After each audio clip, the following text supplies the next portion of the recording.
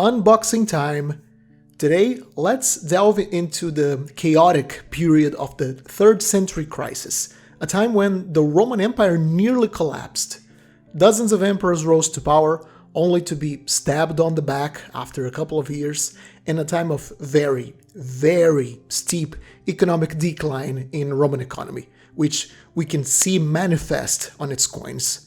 The silver purity of the coinage of this denomination we have here, the Antoninianus, or double denarius, collapses from around 50%, maybe slightly more, at the beginning of the century, all the way down to 2% at its lowest point in the late 260s, with a small recovery up to 5% during the last decades of the century.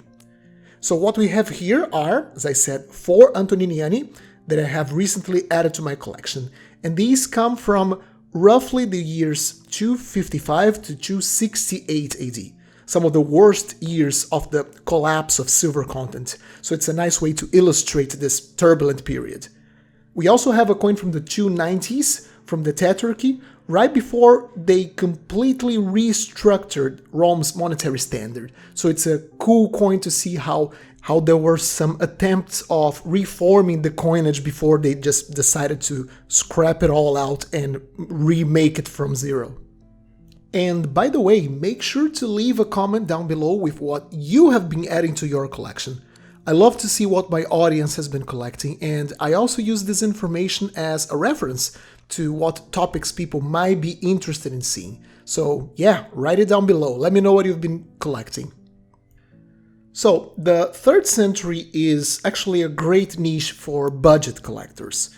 Coins like the ones that we have today in maybe not perfect but still fairly respectable state of preservation can be had between like 20 to 40 euros, roughly that range. It's quite affordable. The last one was slightly more expensive at just under 60 euros because of its rare portrait type and its high grade. But as I said, if you're looking for coins that still retain that high quality art that you find on coins from the early empire, but you aren't comfortable paying the current price tags for 1st and 2nd century imperial coins, these are a great choice. There are later coins from the 4th and 5th centuries, especially the ones made out of bullion or bronze, that are cheaper on average than these Antoniniani, but for these ones, maybe like the unpersonalized portraits might not be of everyone's taste. However, the 3rd century issues still have these realistic, individualized portraits that everyone seems to enjoy.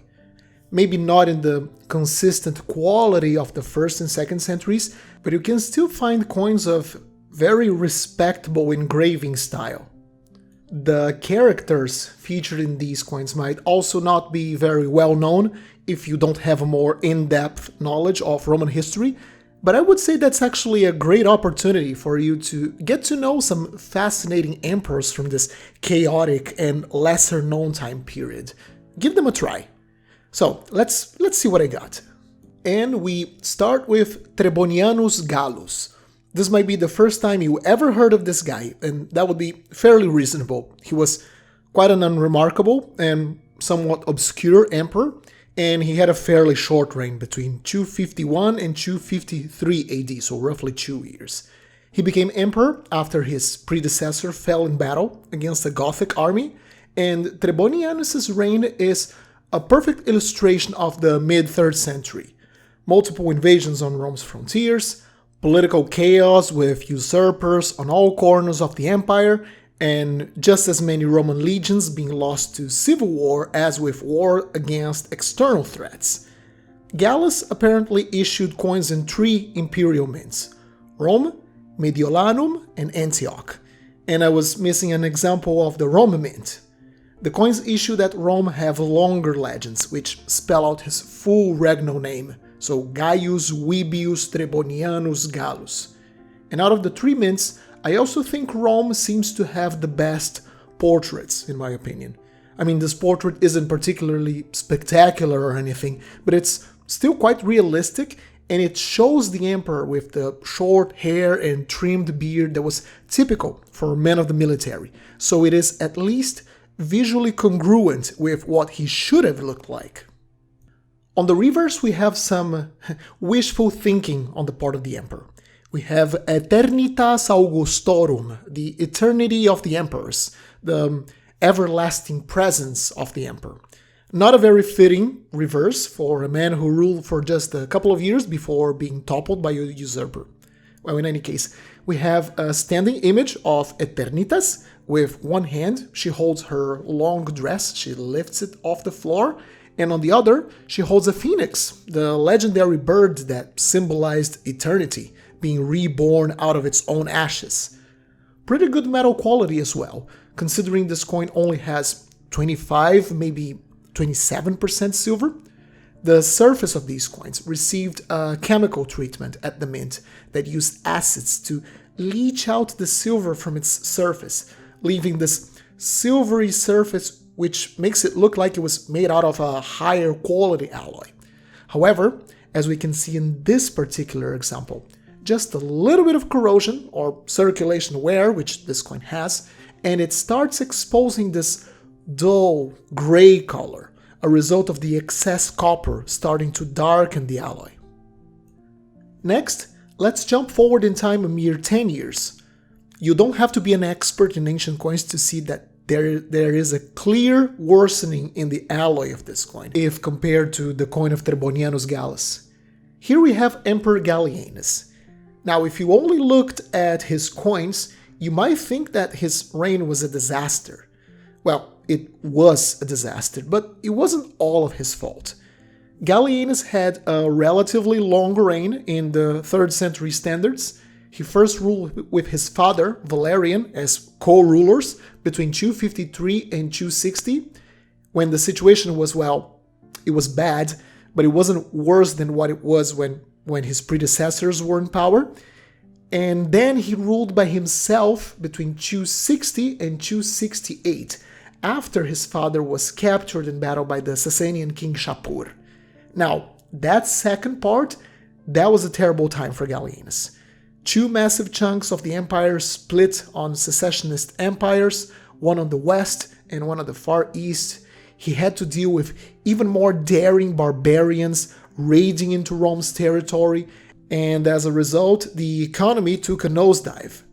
Silver influx to the imperial coffers also collapsed, and as a result, the amount of silver put on each individual coin plummeted with each successive issue, receiving less and less and less silver. For you to have an idea, in 253, when Gallienus rose to power, the coins were around 25% silver, but at 268, right at the end, it was between 5 and 3%. It was really pathetic. This coin was struck at Mediolanum during this later period when he ruled by himself between 260 and 268. And actually this particular coin looks quite good compared to some of his latest issues, which look like just pure copper with traces of silvering on its surface. At least this coin still kinda looks silvery or white. I mean, Mediolanum was an important military base for Gallienus, so it would make sense that there was some extra effort on the mint's part to issue coins that looked as good and as silvery as possible to keep the troops happy with the money they were being paid with. Fairly simple design. We have a bust of Gallienus looking right, very simple portrait, no fancy draperies or cuirass, just his head looking to the right, and the legends spare us his fancy imperial titles. It just goes Gallienus Augustus, Gallienus the Emperor. On the reverse, we have Virtus Augusti, the manliness of the emperor, the virtue, the manly virtues of the emperor. Now, that is a more fitting reverse for an emperor in such desperate times. Everyone expected Gallienus to do nothing more than to take the fight back to the enemies of Rome, push them back, which the poor man would ultimately not really be able to deliver. It would be up for his successors to once more unify the empire. This Virtus type is probably the most common type for Gallienus. It's featured on his early coins during the early reign of his father, in his sole reign, like in this example, and it was issued in all mints under his control. It shows the emperor or rather, the incarnation of virtus, of virtue, as a warrior, ready for battle, wearing his helmet, holding a shield, and a spear piercing the ground. Fairly inexpensive and common coin, but still a very cool and very emblematic piece of these troubled times. Don't underestimate these budget Roman coins. You can assemble a pretty diverse collection just with these types. Now, one of the troublemakers Gallienus had to face during his reign was this guy on our next coin, Postumus. Postumus was a Roman general stationed in Gaul, and like many others in his province, he was very dissatisfied with the whole situation the empire was in. And it got particularly bad when in 260, Gallienus relocated some of the already depleted troops stationed in Gaul, and Gaul was barely keeping the barbarians beyond the Rhine River in check, and Gallienus took part of these troops to fight in other areas. This led Postumus and the Gallic elite to secede, taking with them Gaul, Britannia, and Hispania, and forming the Gallic Empire, which was probably the most successful separatist empire in all of the empire's history. Postumus ruled from 260 to 269, and for a time, the coins issued in this Gallic Empire were of superior quality to those of the Central Empire, both in its art, its visual quality, and its metal alloy. It basically had more silver than the coins issued in the Central Empire. Imagine the shame. They also had some pretty competent die engravers. The portraits of Postumus, like the one in this Antoninianus, struck at Augusta Treverorum, is very well executed. Most of his coins actually have excellent portraits. Nice bearded image with some large bold letters spelling Imperator Caesar Postumus Pius Felix Augustus, nice details on his cloak, on his hair. It's a very pleasing coin. Gallienus once controlled this mint, the mint that issued this coin, before Postumus succeeded, and Augusta Treverorum actually produced some of his best coins, so it's likely that the same staff that worked in the mint when Gallienus controlled it, they were simply rehired by Postumus, hence his high-quality coins. The toning on this coin is also spectacular, with this dark color over its silvery surface. On the reverse, we have another case of ironic imperial propaganda. We have Fides Militum, the fealty of the army towards the emperor. At the center, we have Fides, and she holds two military standards. Well, I get why they picked this reverse. Postumus certainly wanted to pass a message that he succeeded from the Central Empire in order to properly address the local problems that his people in Gaul and the westernmost provinces were suffering, and that included to properly take care of the soldiers, valiantly protecting their side of the borders. So Fides is here to represent this new local Roman state, aligned with the interest of its local population and its local troops. Sadly for Postumus, his reign came to an end by the hands of his own soldiers. There was another general, Laelianus, and this guy revolted against Postumus. Postumus reacted quickly. He besieged Laelianus, took the city he was stationed in, and killed the usurper. So Postumus's troops wanted some reward, and they wanted to sack the city Laelianus was taking refuge in, but Postumus refused. He probably felt this was the right move to show the common people and the elites that he was a cool-headed diplomatic ruler. But let's remember, this is the 3rd century AD. Power was fully in the hands of the army, and the soldiers did not like that. They just hacked Postumus to pieces. Oh, Postumus, you were doing so well. And finally, the last coin of today. Now, that is a beauty. This coin has barely circulated, if it circulated at all. I mean, look at the beard, it is intact. So, the crisis period was finally ended when Emperors Diocletian and Maximianus became co-emperors in 286. They created a new system called the Tetrarchy, which divided the empire between 4 rulers. What we have here is an Antoninianus issued for Maximianus, at the mint of Lugdunum on modern-day France between 290 and 294 AD. As we can see, this coin is quite different if compared to the previous three. It doesn't have a realistic portrait anymore. Its overall looks are kinda different. That is because between the reign of Gallienus, remember it ended in 268, which we saw earlier, and the Tetrarchy, so we're talking about the 270s and the 280s, there was a period of overall recovery in the empire. Rome was fortunate to have a series of very competent emperors. There were some ups and downs at this time as well, but overall it was a time of recovery. And the coins, which had fallen to that pitiful 2% silver content, were slightly reformed. They were made heavier, they had their silver content increased to 5%, which isn't much, but it stopped the complete collapse of the monetary system, and some stylistic changes happened during this time as well. I think the need to make so many brand new coins to replace these old decrepit coins meant engravers didn't have time to make realistic portraits anymore. And sadly, from the 270s onwards, we stopped having individualized portraits for the emperors.